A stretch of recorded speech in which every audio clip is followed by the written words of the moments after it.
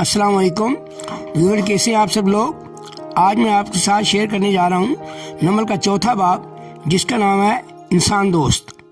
तो चलिए स्टार्ट करते हैं। ये बाब माजी से स्टार्ट होता है, जहाँ हुनैन की एक फ्रेंच अमेरिकन लड़की अलीशा से इंटरनेट पर दोस्ती होती है। इस सीरीज़ के लास्ट पर हम प्रेजेंट में वापस आ जाते हैं।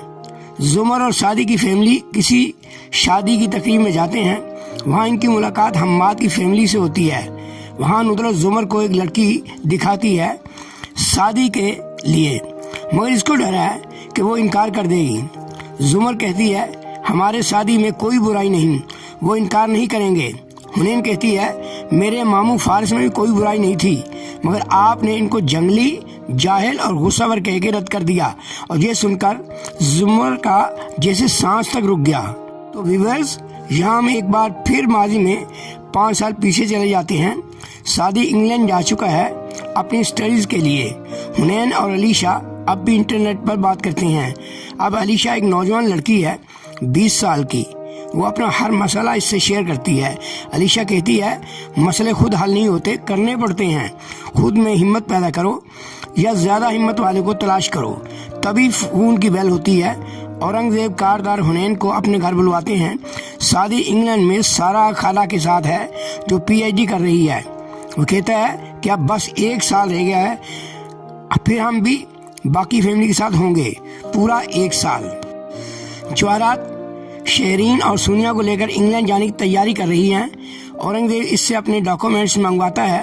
वो कहती है अभी लैपटॉप का डेटा रिकवर नहीं हुआ। वो खबर से भी इस बारे में पूछता है। वो सोचता है मैं 2 नाखुदाओं के दरमियान फंस गया हूँ।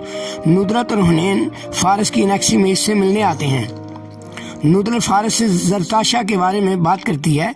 अभी इनकी शादी नहीं हुई, मगर फारिस जुमर का नाम लेता है। वो कहती है कि मैं बात करूंगी, मगर मुझे नहीं लगता कि मेरी सास माने, क्योंकि वो मुझे कुछ नापसंद करती हैं। फारिस कहता है कि आप एक बार बात करके देख लें।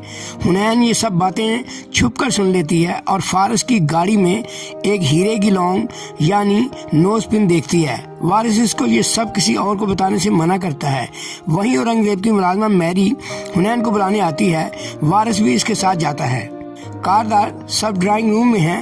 औरंगजेब कारदार हुनैन को लैपटॉप ठीक करने के लिए देता है।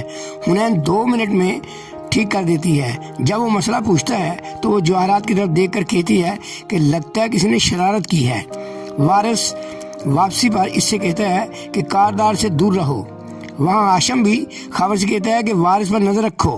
बज़ाहिर कोई खतरे की बात नहीं, मगर ये पेट्रोलियम दरामदात की डीलिंग्स पर रिपोर्ट तैयार कर रहा है। खबर कहता है ओके सर। हुनैन बहुत परेशान है। इसकी वाइस प्रिंसिपल इसको अपने नोट्स अपनी बेटी को देने के लिए कहती है, मगर वो इनकार कर देती है। वो धमकी देती है कि अगर वो स्टडी में इसकी हेल्प नहीं करेगी तो इसकी 10वीं का बोर्ड का दाखिला नहीं भिजवाएगी। वो जुमर से ये मसला डिस्कस करती है और जुमर फारिस को फ़ोन करके इसका बायोडाटा मालूम करवाती है। औरंगजेब हुनैन को नया लैपटॉप, आईपैड, आईफोन और आईपॉड गिफ्ट करता है और साथ में एक पर्ची पर मैं किसी का एहसान नहीं भूलता औरंगजेब लिखा होता है। वो बहुत खुश होती है। जुमर भी इसको एक गिफ्ट दिखाती है, मगर इसको नहीं पता किसने कोरियर किया है। जब वो खोलती है तो एक नोज पिन है डायमंड की और साथ में एक पर्ची पे लिखा है कि वो लौंग आप पर सूट नहीं करती, आप ये ट्राई करें। भिजवाने वाले ने अपना नाम नहीं लिखा। वो कहती है कि मैं कोरियर ऑफिस जाकर पता करूंगी और ये वापस कर दूंगी, मगर हुनैन इसको ऐसा करने से मना करती है। जुमर वाइस प्रिंसिपल की बेटी से इसके घर का एड्रेस मालूम करती है। हुनैन जुमर की सोने की लौंग पर हाथ रखकर कहती है कि ये वाकई आप पर इतनी सूट नहीं करती। सादी इंग्लैंड में जवाहरात से मिलने इसके घर आता है। शहरीन किसी आदमी से बातें कर रही है। इसको लगता है कि सादी वो सब बातें जवाहरात को बता देगा, मगर वो बस नुशेरवां की ड्रग्स लेने के बारे में बात करता है। जवाहरात इसके जाने के बाद नुशेरवां को बहुत डांटती है। वो हैरान होता है मम्मी को अचानक इसके बारे में कैसे पता चला। नुदरत फारिस का रिश्ता लेकर जुमर के घर जाती है। जुमर की माँ साफ इनकार कर देती है, मगर बड़े अब्बा सोचने के लिए टाइम लेते हैं। वो कहते हैं कि जुमर से बात करेंगे, वो खुद फैसला करेगी। जुमर हुनैन के साथ वाइस प्रिंसिपल घर जाती है। वहाँ जुमर वाइस प्रिंसिपल को ब्लैकमेल करती है ताकि आइंदा वो हुनैन को तंग न करे। واسی اور زمر حنین سے فارس کے بارے میں پوچھتی ہے۔ شہرین نوشیروان کے پاس آ کر اس کو بتاتی ہے کہ سعدی نے جواہرات سے اس کی جاسوسی کی ہے۔ فارس زمر سے سعدی کے گھر ملتا ہے۔ اس کو لگتا ہے کہ شاید زمر پرپوز کرنے کے بارے میں بات کرے گی، مگر وہ ایک کیس کے سلسلے میں بات کرتی ہے۔ وہ اس کے پرپوزل سے لا علم ہے۔ زمر کی ماں فون کر کے ندرت کو کہتی ہے کہ زمر نے رشتے سے انکار کر دیا ہے۔ وہ کہتی ہے فارس جنگلی، غصہ دار اور بدتمیز ہے۔ ندرت فارس کو بتاتی ہے اور خود زمر سے بات کرنے کے لیے کہتی ہے، مگر وہ منع کر دیتا ہے۔ زمر کو ایک آدمی دھمکاتا ہے، وہ فارس سے بات کرتی ہے۔ فارس اس آدمی کو مارتا ہے اور زمر سے معافی مانگنے کے لیے کہتا ہے۔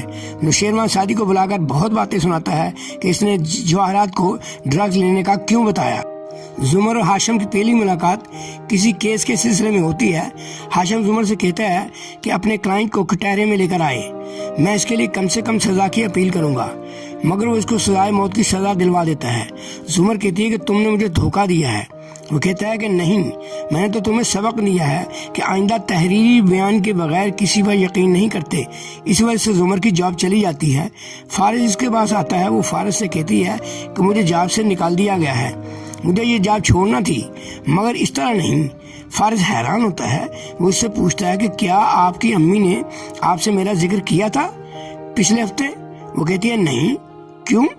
کہتا ہے کچھ نہیں، مجھے بڑے ابا اماں سے ملنے آنا تھا، اس لیے میرا خیال ہے وہ مجھے پسند نہیں کرتی۔ زمر گھر آتی ہے اور کھانے کی ٹیبل پر ہاشم کے بارے میں بتاتی ہے کہ اس نے ایسا برا کیا۔ وہ کہتی ہے وہ فارس کا کزن لگتا ہی نہیں۔ کہاں فارس سوبر، ڈیسنٹ اور مینرڈ، ہمیشہ سچ بات کرتا ہے۔ بڑے ابا کا نوالا حلق میں اٹک گیا۔ زمر کے جانے کے بعد وہ زمر کی ماں سے بات کرتے ہیں۔ وہ کہتی ہے اب کوئی فرق نہیں پڑتا، میں نے اس کو بتایا کہ نہیں، اب اس کا رشتہ حماد سے طے ہو چکا ہے۔ حنین اداس ہے اور کچھ دکھی بھی کہ پھپھو نے ماموں کو اتنی باتیں سنا کر رشتے سے انکار کیوں کر دیا۔ وہ وارثی اس بارے میں بات کرتی ہے، مگر اس کو سمجھاتا ہے کہ ہر ایک کی اپنی لائف ہے، وہ اس کو اپنی مرضی کے مطابق گزارنا چاہتا ہے۔ جواہرات شہرین کو کہتی ہے کہ میرے نوشیروان بیٹے کو آئندہ میرے خلاف بھڑکانے کی کوشش مت کرنا۔ ہاشم زمر سے پھر عدالت میں ملتا ہے۔ زمر اس کو بتاتی ہے کہ 2 ہفتے پہلے میری تقرری ہوتی ہے، اب ہم کیس پر بات کریں گے کیونکہ آج میرا دماغ بالکل حاضر ہے۔ ویورز، اس کے ساتھ ہی ہم ہال میں واپس آتے ہیں جہاں سب کھانا کھا رہے ہیں۔